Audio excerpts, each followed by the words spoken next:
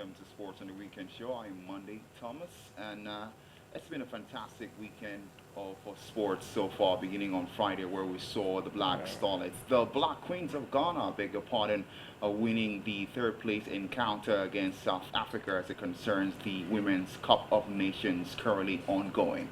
We're now counting down in hours to see the Super Falcons in action in their 10th ever final in history. We're going to talk about that, but before we do so, let's quickly take a look at the excitement we saw in sports over the week, and it began on Sunday, where Alexander Usyk further cemented his name as one of boxing's finest after stopping Daniel Dubois in the fifth round of Sunday's encounter to become the second undisputed heavyweight champion of the world.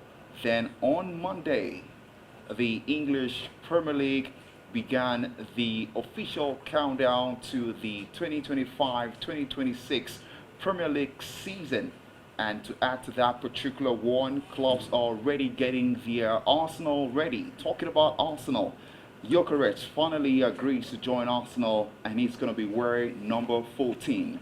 There are some players that are hard to get, and there are ones that are extremely difficult to forget. Arsenal couldn't forget, and they've definitely gotten their number 14. He's going to definitely rank among the players who have wore number 14 for Arsenal, the likes of Thierry Henry, Theo Walcott, and Pierre-Emerick Aubameyang.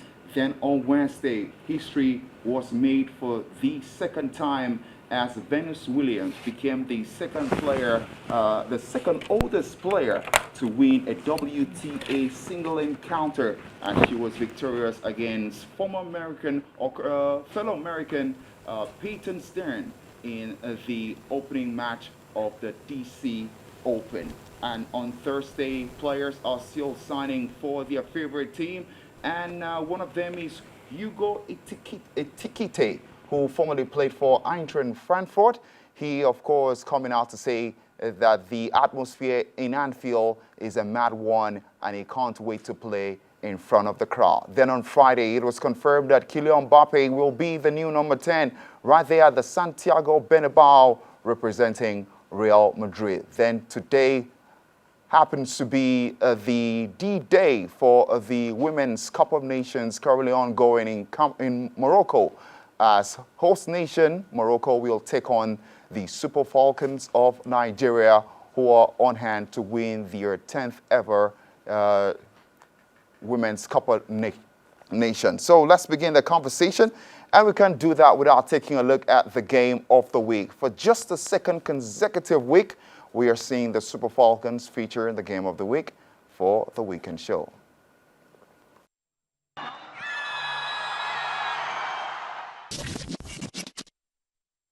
A thrilling semi-final it was for the Super Falcons as they were victorious against the Banyana Banyana of South Africa. Before that particular encounter, Coach Desiree Ellis came out to say that it's going to be a victorious one for Amapiano, which means the South African girls. But it was quite unfortunate for them as we saw a very devastating injury to Gabriela Salgado, who finally, of course, is currently undergoing surgery.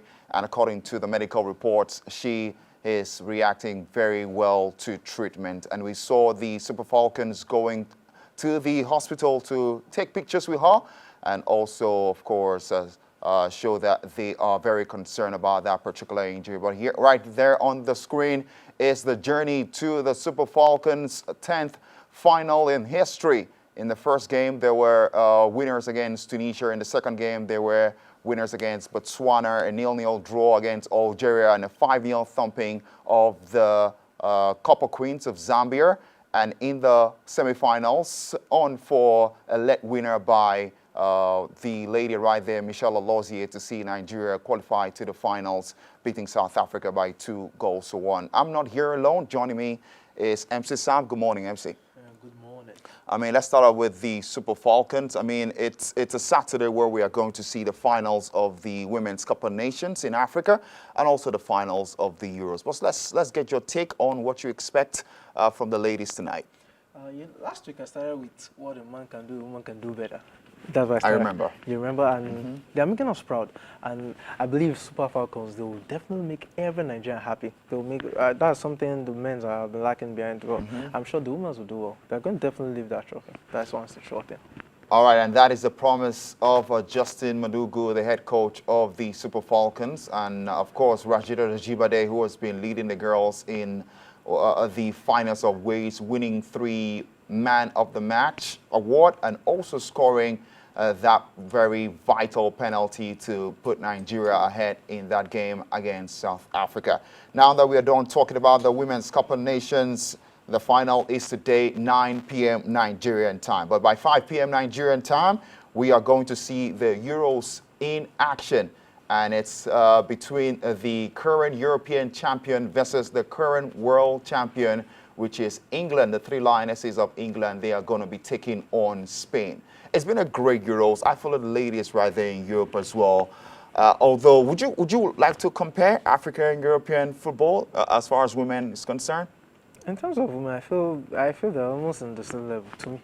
I feel they're in the same level because. Are you sure? Because when we get to the World Cup, we get to see disparities.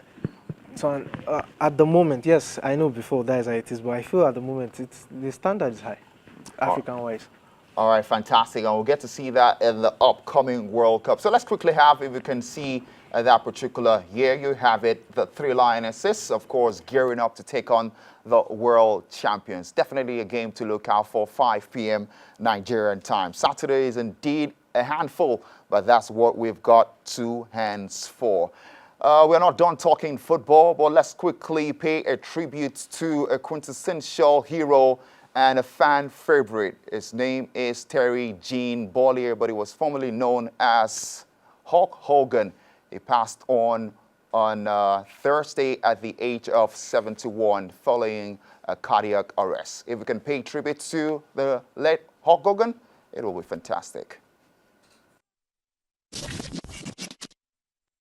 Hulk Hogan was not just good at wrestling, he was also one of the finest actors in Hollywood, starring in movies from the 1980s until he passed on on Thursday on 2025. And definitely a fan favorite. And I'm pretty sure, MC Sam, you've got 1 or 2 things to say about him?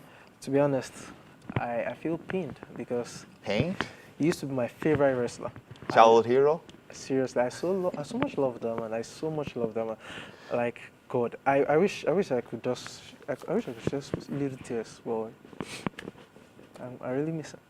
All right, it's a month where it's been a roller coaster of emotions. I mean, we've seen the FIFA Club World Cup ending. We've seen the Euros currently ongoing in women, and as well as the Women's Cup of Nations in Africa. And also, we've had to pay tribute to 3 of sporting legends, Hulk Hogan being one of them, Diogo Jota and his brother. Yeah. It's definitely been a roller coaster of July, and definitely July is coming to an end, and the next month is going to be August, which we are going to start counting down seriously on what to expect for the 2025-2026 Premier League season. Talking about that particular one now, let's get to talk about Arsenal's new number 14, Gyökeres. He's going to be wearing the number 14, which was worn by the legendary Thierry Henry, not so legendary Theo Walcott. Of course, Pierre-Emerick Aubameyang also had his stint, a successful one if you ask me. He scored quite a number of goals for the Gunners. Quite unfortunately for the Gabonese, they were not able to win a major title apart from the FA Cup. What do you make of Gyökeres? Has it completed the final jigsaw for the Gunners? Yes, and do you know one sweet thing about this whole transfer by Gyökeres is Manchester United tried stealing him away from Arsenal. But he said, no, I can't play for that kind of small team at the moment. He stood his ground. Yes, and like that Why do you think he stood his ground?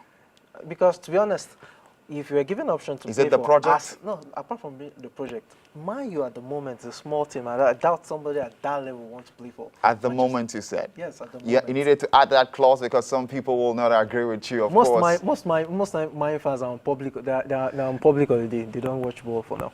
All right, we're still on public holiday, still counting down with some teams who are currently in the preseason. Arsenal were winners by a goal to nil against AC Milan in the preseason. And now that we are done talking about Arsenal, here you have it on your screen, the new talisman for Liverpool, Hugo Ekitike. Needed to get that name right. He was the player with the most shots in the Bundesliga last season, more shots than Harry Kane. And no player in the Bundesliga last season had more touches in the opposition box more than this French gem. Gem, do you think he's a gem? Do you agree to that? To be honest, he's doing very, very well. But I don't know how well he's going to do in the Premier League. Let's get to see. Do you think Liverpool are going to recover from that loss, Diogo Jota? Definitely, I can't just give. I'm not very sure, but one thing I'm sure is Salah is going to go is a bit deformed, and I don't know what this man will do for them. All right. Finally, on the transfer news, let's talk about Brian Buemo. We're supposed to talk about this Cameroonian international last week, but time wasn't much of our friend. Now you have him on your screen. Now you've got your chance. I mean, everyone is doing the transfer. Manchester United. Chelsea looks like a complete team. City, they look to be okay. The likes of Ryan Tinders, they've signed players and fantastic ones so far. Now, Manchester United are getting in on the act, getting the likes of Matheus Cunha, and now Brian Buemo, not forgetting Leon, who's going to be playing as a left back for Manchester United next season.